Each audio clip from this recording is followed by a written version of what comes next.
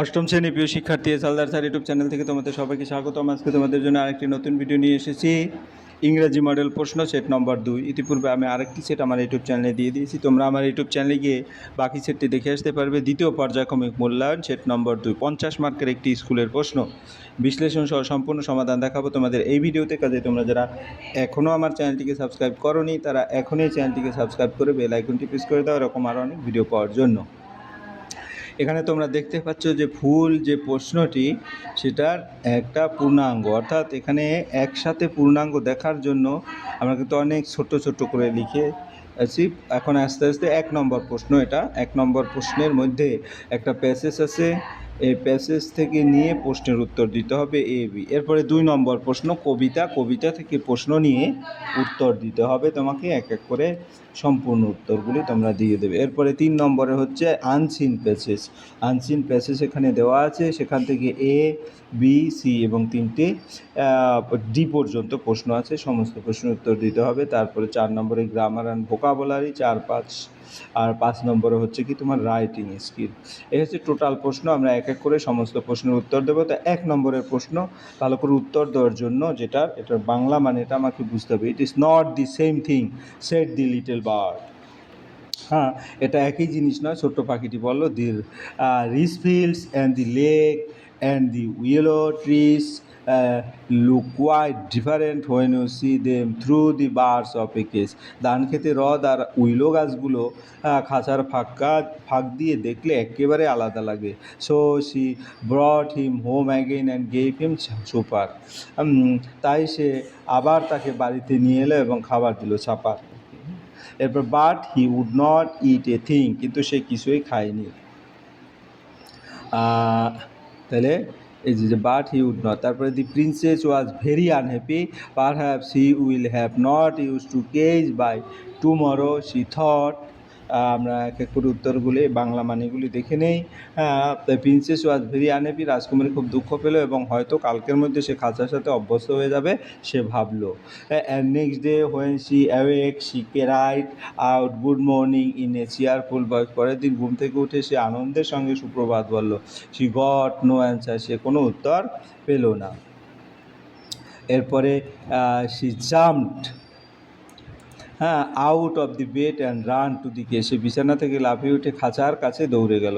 She gave a startled cry for there the little bird lay with eyes close and look as if he were dead. সে ভয়ে চিৎকার করে উঠল কারণ পাখিটি চোখ বন্ধ করে পড়েছিল যেন সে মরে গেছে।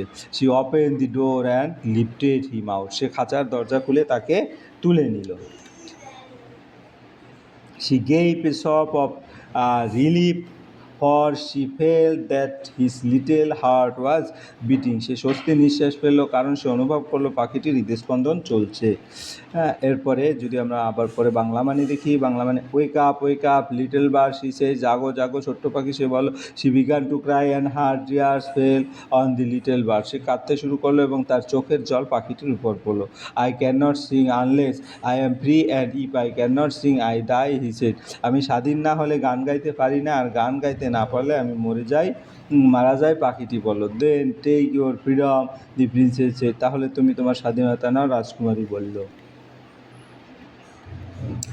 I shut you in a golden cage because I loved you and wanted to have you and all to myself. আমি তোমাকে সোনার খাঁচায় বন্দি করেছিলাম কারণ আমি তোমাকে ভালোবাসতাম এবং শুধু নিজের জন্য রাখতে চেয়েছিলাম। But I never knew it would kill you, কিন্তু আমি জানতাম না এটা তোমাকে মেরে ফেলবে। তারপরে যদি আমরা দেখি কি আছে, go fly away among the trees and that are round the lake and fly over the green rich fields. যাও হ্রদের চারপাশে গাছের মধ্যে উড়ে বেড়াও এবং সবুজ ধান ক্ষেতের উপর দিয়ে উড়ে যাও। I love you enough to let you be happy in your own way, আমি তোমাকে এতটাই ভালোবাসি যে তোমাকে তোমার নিজের মতো করে সুখী হতে দিতে পারি। She through open the window and gently place the little bird on the শিল, সে জানালা খুলে পাখিটিকে আলতো করে জানালার ধারে বসিয়ে দিল। এই ছিল তোমার টোটাল যে প্রশ্ন সেটা। এবার যদি উত্তরটা দেখি, final bird lost its ability to fly, ability to sing, will to live নাকি এবিলিটি টু ইট? আমরা যদি বলি উইল টু সিং, কারণ এখানে প্রশ্নে কিন্তু উত্তর এবিলিটি টু সিং। এই তো সেটা, স্বাধীনতা না থাকলে সে গান গাইতে পারে। দি বার্ড সিং, এটা যদি the bird song was tied to his food, freedom, sleep, voice, এটা ফ্রিডম, কারণ পাখির গান তার স্বাধীনতার সঙ্গে জড়িত। তারপরে গিয়ে যদি দেখি narrow shelf located below window, the girl is a narrow shelf, located below window. তারপরে মেরিন অ্যানিম্যাল, এটা উত্তর হবে কি narrow shelf located below a window. অর্থাৎ শিল মানে জানালার নিচে সরু ধাপ। The princess decided to release the bird because she feared that the bird might die. সে ভয় পেয়েছিল পাখিটি মারা যেতে পারে। She grew tired of him. হ্যাঁ, তারপরে যদি আমরা দেখি তাহলে 4টা এমসিকিউ হয়ে গেল। এরপর পরের প্রশ্ন হচ্ছে বিতে কী আছে? বিতে আছে complete the following sentence with information from the passage.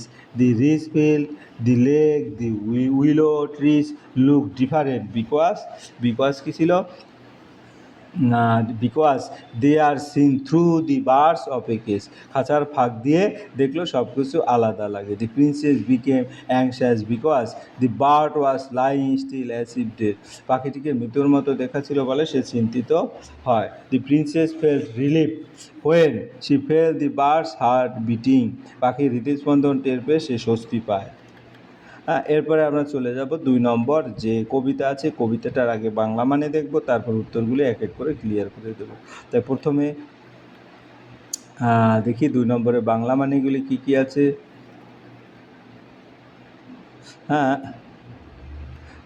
The sea is compared to dog through the poem.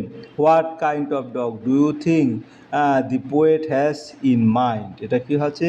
এটা হবে হলো লার্জ স্টাগ ডগ, বড় বন্য কুকুরের মতো ভাবা হয়েছে। তারপরে আমরা যদি দেখি তার আগে আমরা যদি এটা পড়ার আগে যদি আমরা একটু এটা, this is hungry dog, giant and grey, he rolls on the beach all day with his clashing teeth and shaggy jaw. Our his the rumbling, tumbling, stone and bones, the giant sea dog moans, licking his grassy paws, and when the night wind roars and the moon rocks in the stormy cloud, he bound to his feet and sobs and sniffs, shaking his weight side over the keep, and howls and hollows long and loud. But in quiet days in May or June, when even the grasses on the dune play no more, there were we teeny tune. With his head between his paws, he lies on the sandy shores, and so quiet, too quiet, he secretly snores. অর্থাৎ এই ছিল কবিতা। এখন কবিতা থেকে যদি sea compared to a dog throughout the poem, what kind of a dog we do think, এখানে উত্তর যদি আমরা দেখি এটা হচ্ছে এ লাস্ট স্ট্রি ডগ, অর্থাৎ বড় বন্য কুকুরের মতো ভাবা হয়েছে। তারপরে 2 নম্বর, 2 নম্বরে কী হচ্ছে? In the first stanza the dog moans with, ক্ষুধার্ত কুকুরের মতো গোঙায়, অর্থাৎ হ্যাঙ্গার, তাহলে এটার উত্তর হবে হ্যাঙ্গার। তারপর what does ready tune refer to, তাহলে আমরা যদি দেখি the sound of the wind in the grass, বাংলাদেশের ঘাসে বাতাসের শব্দ। 3 নম্বর যদি বলি তাহলে এটা 3 নম্বরের উত্তর হবে B, the sound of the. তারপর হোয়াট ইজ দি ডিউইন, এই ডিউন হবে কি? A mount of wind blown sand, এটা ডি নম্বর। তাহলে আমরা এক এক করে এখানে 4টি প্রশ্ন দেখে ফেলেছি। এরপরে 2 নম্বর, বি নম্বরে কি বলেছে? বি নম্বরের প্রশ্ন যদি দেখি, বি নম্বর হচ্ছে complete the chart. James Reeves compare the sea to a dog at the different time, complete the nun in the apartment, অর্থাৎ এখানে টাইম আছে, এখানে টাইম আছে, নেচার অফ দি ডগ। তাহলে এখানে কি বলছে এটা বসাতে হবে, যেমন টাইমের জায়গায় আমরা nature of dog, sleeping dog হচ্ছে nature of dog, hungry dog হচ্ছে কোয়াইট ডেজ মে জুন, তারপরে হাউলিং ডগ হচ্ছে তোমার গিয়ে হলো প্রথমটা স্লিপিং ডগ হচ্ছে কোয়াইট ডে, মে জুন। তারপর হাংরি ডগ হচ্ছে daytime, and howling dog হচ্ছে স্টর্মি নাইট, হাউমাউ করা কুকুর। এরপর আমরা চলে যাব পরের প্রশ্ন। পরের প্রশ্ন হচ্ছে কি, পরের প্রশ্ন সি। সি এর আনসার যদি, what does the repetition of the word bones in the stanza convey. হ্যাঁ, the repetition of bones convey the continuous sound of waves hitting stone, অর্থাৎ ঢেউয়ের অবিরাম শব্দ বোঝায়। তারপরে how is the sea describe in the third stanza, it is calm and quiet like a resting dog. তারপরে identify an example in the poem of onomatopoeia sound word. অনোমাটোপিয়া হচ্ছে bones and house, Bangla শব্দ হচ্ছে শব্দ অনুকরণ, যেমন bones. এরপরে আমরা চলে যাব পরের, হ্যাঁ, প্যাসেজের বাংলা মানে দেখব। পরের যে unseen passage, it was already late when we set out for the next town which according to the map was about 15 miles away on the other side of the hill. আমরা যখন পরের শহরের দিকে রওনা হলাম তখন অনেক রাত হয়ে গিয়েছিল, মানচিত্র অনুযায়ী সেটি পাহাড়ের উপর প্রায় 15 মাইল দূরে ছিল। There are we felt sure that we would find a bed for the night. আমরা নিশ্চিত ছিলাম যে সেখানে রাত, হ্যাঁ, কাটানোর জন্য থাকার জায়গা পাবো। এরপরে darkness fell soon after we left the village, but luckily we met no one as we drop swiftly along the narrow winding road that led to the hills. গ্রাম ছাড়ার কিছুক্ষণ পরেই অন্ধকার নেমে এলো, কিন্তু সৌভাগ্যবশত আমরা কাউকেই পাইনি যখন আমরা সরু আঁকাবাঁকা রাস্তা দিয়ে পাহাড়ের দিকে দ্রুত এগোচ্ছিলাম। As we climbed higher it became colder and rain began to fall, making it difficult at time to see the road. আমরা যত উপরে উঠছিলাম তত ঠান্ডা বাড়ছিল এবং বৃষ্টি শুরু হয়েছিল, ফলে রাস্তা দেখা কঠিন হয়ে পড়েছিল। হ্যাঁ, এরপরে যদি আমরা দেখি পরপর, তাহলে পরের যে বাংলা মানে, I join my companion to drive more slowly. আমি আমার সঙ্গী জনকে ধীরে গাড়ি চালাতে বললাম। After we had travel for about 20 miles we are still no sign of the town which was mark on the map. আমরা প্রায় 20 মাইল চলার পর মানচিত্র চিহ্নিত শহরের কোনো দেখা পাইনি। We are beginning to get worried, আমরা চিন্তিত হতে শুরু করলাম। দেন উইদাউট ওয়ার্নিং দি কার স্টপ, হঠাৎ কোনো সতর্কতা ছাড়াই গাড়িটি থেমে গেল। এরপরে যদি আমরা পরের উত্তরটা দেখি তাহলে কি দেখব, a quick examination showed that we had run out of petrol. দ্রুত পরীক্ষা করে দেখা গেল আমাদের পেট্রোল শেষ হয়ে গেছে। Although we had little food with us only a few biscuits and some chocolate, we decided to spend the night in the car. আমাদের কাছে অল্প খাবার ছিল, কিছু বিস্কুট আর চকলেট, তবু আমরা গাড়িতে রাত কাটানোর সিদ্ধান্ত নিলাম। For some time we sat talking and then I tried to go to sleep at once, but John who was a poor sleeper got out of the car a few minutes later and went for a walk up the hill. কিছুক্ষণ আমরা গল্প করলাম, তারপর আমি ঘুমানোর চেষ্টা করলাম, কিন্তু জন যে ভালো ঘুমাতে পারতো না, কিছুক্ষণ পর গাড়ি থেকে নেমে পাহাড়ের দিকে হাঁটতে গেল। সুন হি কেম রানিং ব্যাক, অল্প ক্ষণের মধ্যে সে দৌড়ে ফিরে এলো। তাহলে এই ছিল তোমার গল্প। এরপরে আরও আছে, from the top of the hill he had seen in the valley below the light of the town we are looking for. পাহাড়ের চূড়া থেকে সে নিচের উপত্যকায় আমরা যে শহর খুঁজছিলাম তার আলো দেখতে পেয়েছিলাম। We at once uploaded all our luggages and with great effort managed to push the car to the top of the hill. আমরা সঙ্গে সঙ্গে সব মালপত্র নামালাম, অনেক কষ্টে গাড়িটি পাহাড়ের চূড়ায় ঠেলে তুললাম। Then we were back in the car again and set off down the hill. তারপরে আমরা আবার গাড়িতে উঠে পাহাড়ের থেকে নামতে শুরু করলাম। In less than a quarter of an hour we were in the town where we found a hotel quite easily. 15 মিনিটেরও কম সময় আমরা শহরে পৌঁছে গেলাম এবং সহজে একটা হোটেল পেলাম। এরপরে আমরা যদি দেখি প্রশ্নের উত্তর দেখব, complete the sentence using the correct answer. হ্যাঁ, তাহলে আমরা যদি প্রথমে দেখি, the travels had a map but, হ্যাঁ, C number, they could not see very well in the dark, অন্ধকার ঠিকমতো দেখতে পারছিল না। তারপরে their car stop because they ran out of petrol, petrol শেষ হয়ে গিয়েছিল। দেয়ার কার স্টপ হয়ে গেল 2 নম্বরের প্রশ্ন। এরপরে আমরা চলে যাব এটার এই B number. Answer the following question in complete sentence, 2×4 mark. তাহলে প্রথম প্রশ্ন, what did the traveler expect to find in the next town? They expected to find a place to sleep, a bed, থাকার জায়গা পাওয়ার আশায়। তারপরে, how long did it take them to reach the town after they had set down the hill? Less than a quarter of an hour, অর্থাৎ 15 মিনিটেরও কম সময়। এরপরে আমরা চলে যাব সি নম্বরের প্রশ্নের উত্তর। State whether the following statement are true or false, provide fresh words in support of your answer.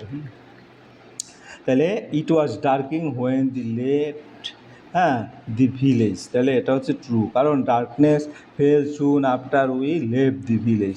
তারপরে they push the car up the hill easily, এটা হচ্ছে ফল। সাপোর্টিং স্টেটমেন্ট হচ্ছে উইথ এ গ্রেট এফর্ট।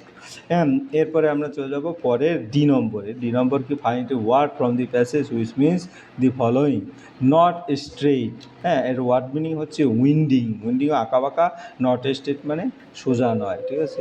এরপরে আমরা চলে যাব 4 নম্বরের প্রশ্ন, grammar and vocabulary, underline the dependent clause and state its kinds, ঠিক আছে, আন্ডারলাইন করতে বলেছে। তাহলে আমরা যদি দেখি এখানে dependent clause and its kinds, হ্যাঁ, তাহলে he is a king who is very powerful, dependent clause হচ্ছে হু ইজ ভেরি পাওয়ারফুল, আর কাইন্ড হচ্ছে adjective. Explanation, it describe the noun king, so it is an adjective clause. তারপরে সে খুব শক্তিশালী, রাজাকে বর্ণনা করছে বিশ্লেষণী উপবাক্য। তারপরে পরের যেটা যদি বলি 2 number, Indian cricket team is confident that they will win the match. হ্যাঁ, তাহলে এটা ডিপেন্ডেন্ট ক্লজ হচ্ছে কি, that they will win the match, আর কাইন্ড হচ্ছে নাউন ক্লজ। হ্যাঁ, এরপরের প্রশ্ন, it acts as the object of confidence, কারণ হচ্ছে এটা। এরপরে আমরা চলে যাব 3 number, when she wake the next day the little bird was still sitting there. তাহলে এটা যদি আমি বলি, এটা ডিপেন্ডেন্ট ক্লোজ। ডিপেন্ডেন্ট ক্লোজ কোনটি, when she awake the next day, R kind হচ্ছে অ্যাডভার্ব অফ ক্লোজ, ঠিক আছে। এইভাবে তোমরা 4 নম্বরের এ দিলে। এবার 4 নম্বরের বিতে কী আছে, চেঞ্জ দি following sentence into indirect speech, অর্থাৎ ডাইরেক্ট স্পিচ দেওয়া আছে, ইনডাইরেক্ট স্পিচ ন্যারেশন যেটা আর কি। হ্যাঁ, তাহলে she said how happy I am, she said, তাহলে এটার উত্তর হবে she explain with joy that she was very happy. তারপর my grandfather told me may you shine in life, তাহলে এটা কী হবে, সে আনন্দের সাথে বললো যে সে খুব খুশি। My grandfather told me may you shine, my grandfather wish that I might shine in life. হয়ে গেল তোমার এখানে। এরপরের grammar and vocabulary B C, rewrite the sentence replacing the underline word with their. হ্যাঁ, তাহলে এন্টোনিম, তাহলে underline word যেটা যদি আমরা দেখি, এখানে কি antonym opposite, he replied in a loud voice, এনে অ্যান্সার হচ্ছে লাউড ভয়েস। হ্যাঁ, এটা soft, he replied in a soft voice. হ্যাঁ, এরপরে অর্থাৎ লাউডের বিপরীত সফট। হ্যাঁ, he spoke politely, rudely, he spoke rudely, তাহলে এটাও কিন্তু তার তোমার অপোজিট হলো। দি নিউজ মেড হিম স্যাড, হ্যাঁ, এটা হ্যাপি, তাইলে গিয়ে হলো তোমার স্যাড হচ্ছে হ্যাপি। এরপরে আমরা পরের যেটা যাব সেটা হচ্ছে কি, write skill, story writing, develop the following hints into a story in not more than 80 words and give a suitable title. A hungry fox passing through a forest search for food, আমরা যদি এখান থেকে উত্তরটা দেখি, উত্তরটা বলবো কি, the fox and the grapes, অর্থাৎ title. A hungry fox was wandering through a forest in search of food, একটা ক্ষুধার্ত শিয়াল খাবারের খোঁজে বনের মধ্যে ঘুরছিল।